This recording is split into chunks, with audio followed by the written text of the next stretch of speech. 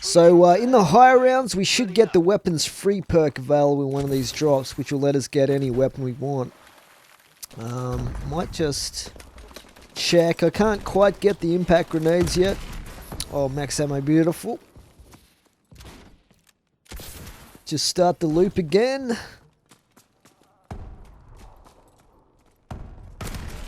So basically, yeah, I'm just going to save my my support streaks until I really need them, because if I stack them like this, I should be able to get some perks out of the supply drops, which always help.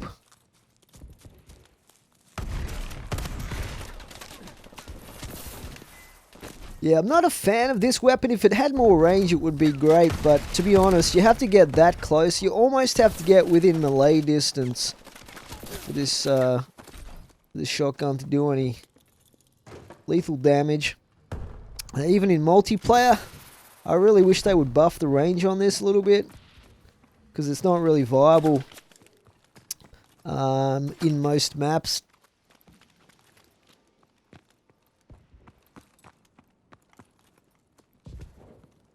Okay, let's try and take a couple of these guys out. Oh, that guy snuck up on me right there. Let's get out of here. Oh, I missed that guy. Where is he? Let's get let's get out of here and heal up a little bit. I was trying to slam him and didn't quite pull it off.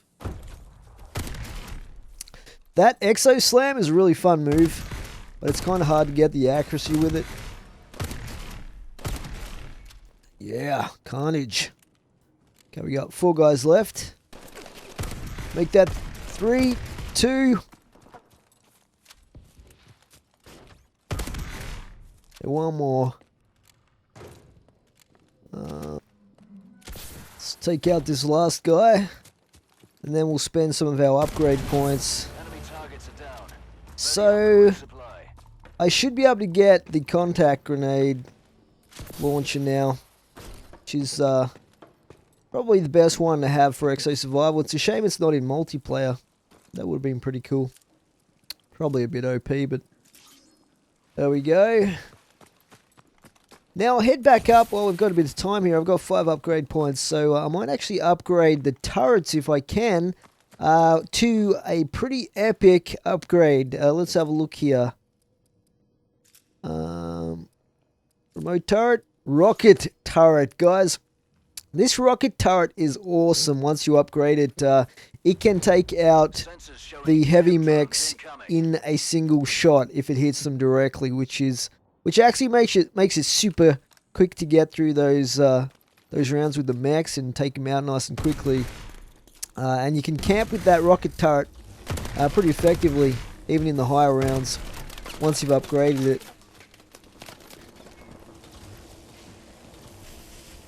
We got these guys with the lasers now. To be a little bit careful, we've got drones out there as well. Oh, there's a max ammo. One good thing about the ammo drops is you can see them through solid objects. You can see the glowing green. Let's try this out. Look at that. We got a multi-kill. Uh-oh. Let's get out of here.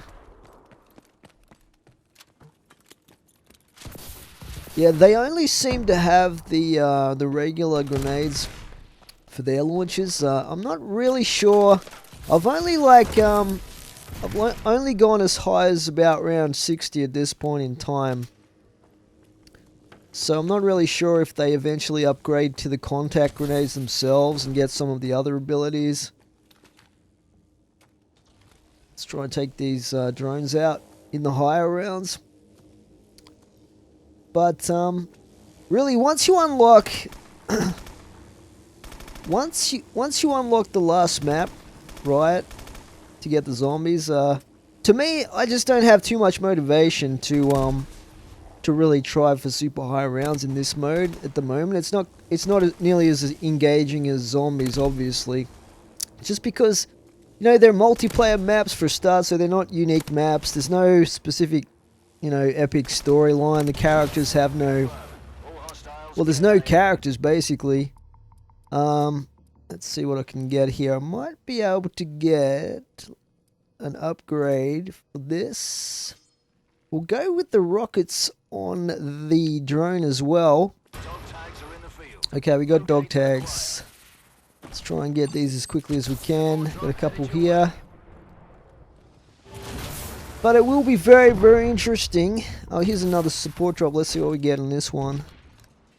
Yeah. We'll get another turret, why not? But it will be very, very interesting to see what kind of zombies they bring in the DLC. It looks like they're going to be the fast zombies. The really fast zombies, like in 28 Days Later and stuff. So, that'll be interesting, because if they're all like super fast sprinters, and maybe some of them will have exo abilities or like exosuits or something, I'm not sure. But, and like just hordes of them. You know, if that cutscene at the end of Ride is anything to go by. Okay, let's go out this way. There's a couple out this way. Down here. There's usually one or two over here in this little bunker type thing. Got the dogs chasing me, the Dobermans. Okay, one more I think. Let's grab this.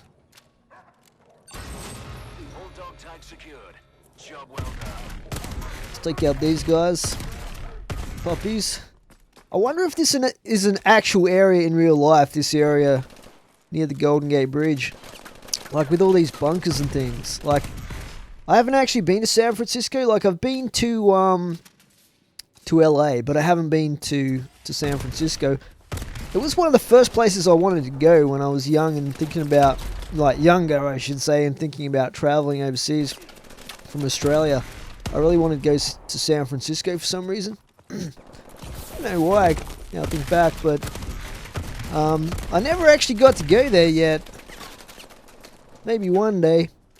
But I'm just wondering if this area here with all these concrete bunker things is actually in real life, or if it's meant to be some futuristic thing in this game. I'm not really sure. I just can't think why they would have bunkers like this in the real San Francisco.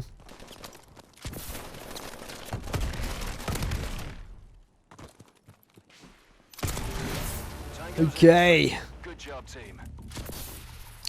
So yeah, using this strategy, guys, I don't find it difficult at all to complete every single objective round like that. It is pretty easy.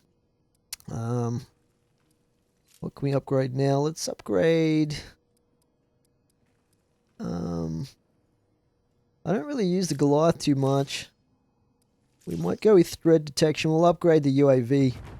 I don't really use that too much with this class, but it is handy to have that threat detection occasionally if you do happen to get a UAV for some reason.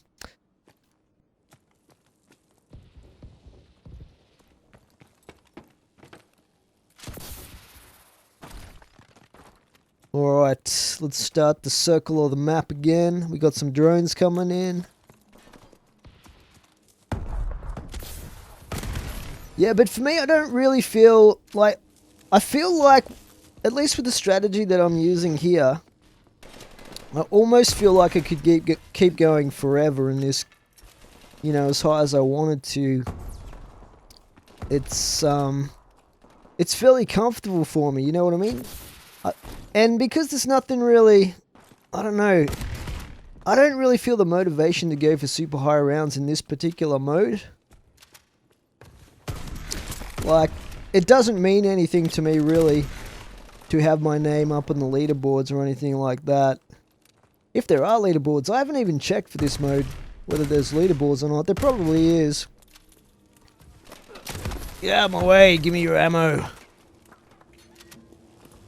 Oh god. Incoming support drop. Load up. But yeah, definitely looking forward to Treyarch's next zombies. That's assuming they actually bring us zombies. Because it's not set in stone, but obviously they'd be crazy not to, and it's what everyone expects. For all we know, they could bring something completely different. Hopefully, they do a better job than they did in, with Transit, at least as the first map in Black Ops 2.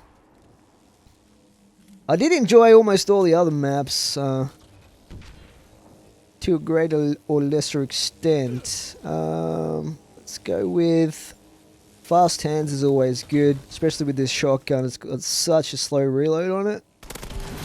Confirmed. All hostiles KIA. So we're getting some perks happening. Let's go with, let's see, I've got 3 points. We'll go with another armor, why not? It's always going to be handy. Microdrone signatures on ISR. Stay sharp out there, team. Okay. Let's get up here for a change. I might actually put a turret down. Now we've got the rocket turrets. Let's try a bit of camping this round just for something a bit different. Obviously, you're not going to have an exact spot like this on every single map, but most of them you're going to have an area where you can get on a roof and stick a turret up somewhere. Grab that max ammo.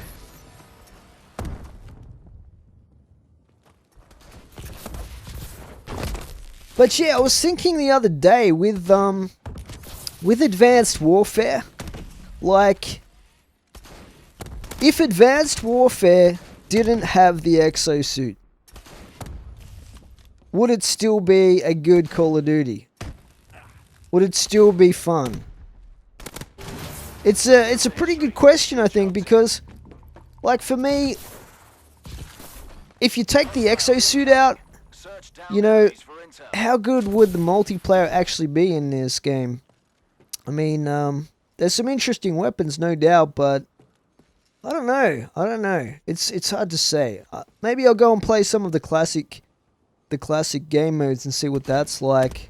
Although the maps aren't really designed for that. Look at that, those rockets are just doing the work for me. Let's pick up this intel here. This is, as I said before, one of the easier objective round missions. That guy's going to take out my turret. Let's get up there. Get away from my turret! They're pretty smart, you know. They'll flank, they'll go around, under the water and stuff and try and get to the turret. Yeah, that's the last intel. Let's grab that. All intel acquired. Nice work. You know, definitely, like, this is very, very similar to the combat, not the combat training, the survival mode we had in past Call of Duty that Infinity Ward brought to us. That got sort of boring very quickly for a lot of people. Let's get some weapon proficiency so I can have a different camo on this thing. That's a little bit cooler looking than that whitewash look. I don't really like that white camo at all. Alright, we've got the dudes with their lasers coming back. What was I talking about? Yeah, the exosuit, the survival mode. Yeah, if this didn't have the exosuit, like this exo survival, I'm not really sure it would be as much fun as it is. But with the exosuit, I'd say it's definitely more fun than the old survival mode. Oh, another multi-kill. Have to be careful. We have to go back inside, I think, because there's those drones flying around zapping me now. They got the lasers happening, the extra armor. But yeah, guys, tell me in the comments what you think. If you've played Advanced Warfare, especially the multiplayer or even this mode, do you think it would still be a decent game without the exosuit? Because, like, if it's all down to the exosuit, it's kind of tragic, because that means that Call of Duty have to rely on, let's face it, what is pretty much a gimmick to get people interested in their game again. And looking to the future, like, they can't keep going future, you know, with their settings. They can't keep going further and further into the future. At some point, you'd think that they will have to come back to like present day, or even the past conflict or something, like World War One or World War Two or Vietnam or whatever, you know, whatever they decide to do, or you know, I don't know what else there would be, Afghanistan or something like that. I don't really know. Maybe they'll have like a World War III type situation. Let's try and take this. I really hate trying to take these guys out with this little machine pistol. It's so annoying. There we go. We got one of them. We've nearly got a support drop here, so let's see what perk we can get after we take this guy out. By the way, you definitely don't want to stand underneath one of those orbital drops. You will get crushed. Same goes for enemies. Let's see what we got here. Oh yeah, weapons free. Awesome. Okay, so this means we can now buy any weapon we like. And believe it or not, I'm going to go for a KF5 submachine gun. This is actually, we'll put some optics on this. Actually, before we do that, let's have a look at the other attachments we can put on. Yeah, I might go with extended mags instead, just for the time being. We can get a sight later on. Sight might just make it a little bit easier to target those drones, because sometimes the iron sights get in the way with those. Now, you might wonder why I got the KF5. This is actually the starting weapon you get with the light class in Exo Survival. Oh, max ammo. Don't really need it, but I'll take it. But it's actually got really, really good mobility. It does a fair bit of damage, surprisingly, and really fast raise speed and stuff like that. So I actually really like this gun, but you're free to use whatever weapon you feel comfortable with. But I have tried to use the laser, the starting gun that you get with the heavy class. And even though that doesn't take any ammunition because it's got a cooldown laser type thing going for it, you do lose a lot of mobility trying to run around with that thing. So, and I don't know, I just found it didn't seem to be as effective for me personally as using this. Maybe in the higher rounds you would need the extra caliber, I don't know. But yeah, I like this gun a lot. It's also pretty good in multiplayer.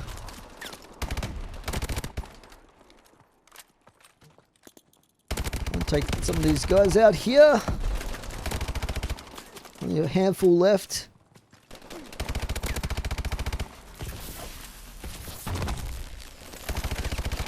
You know what? That with the perk that I have, is it overcharged or something like that?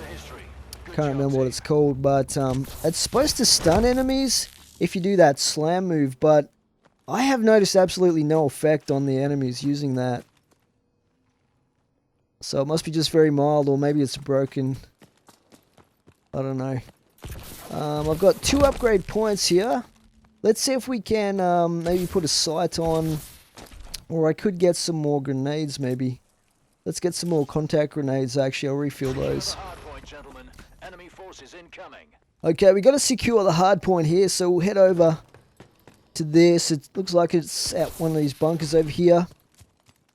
Now, I could plonk down a sentry here at this point and just, you know, take it easy. Let that take them out for me, but I want to kind of save up those streaks so I can get some more perks happening, so we'll just see how we go. In the higher rounds, this objective can be quite hectic. If you ever feel that you're taking way too much damage and you're either gonna use one of your revives or you know, in order to do the objective round, just forget about it, you know, because most of the what happens if you fail one of these objective rounds is basically you'll have you know, 4 or 5 different things could happen, such as having to use your pistol instead of your primary for a certain period of time, or there'll be like smoke grenades. Probably the worst one is when you get these laser turrets that just pop up around the map. That is definitely a dangerous one if you get that one, but everything else is not too bad. So don't worry too much if you can't complete the objective mode if you think that you'll probably die if you try and complete it. It's not the end of the world.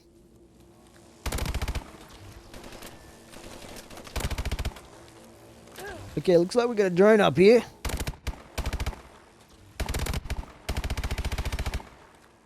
Probably should get a grip for this to minimize the amount of kick on it.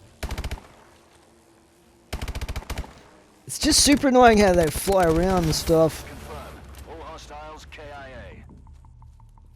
Okay, so we're pretty much around 20 here. Let's go spend some upgrade points.